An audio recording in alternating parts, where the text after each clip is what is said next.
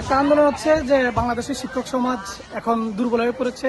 এখন সারা বাংলাদেশের নেই, আমাদের ইসিবি স্কুলে আজকেই এই যে ক্লাস বর্জন ঘোষণা সেটা চলতেছে।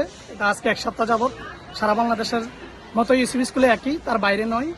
আমাদের শিক্ষকদের দাবি হচ্ছে 20% বাড়ি ভাড়া, 1500 টাকা মেডিকেল ভাতা এবং কর্মচারীদের জন্য 75% উৎসব বোনাস।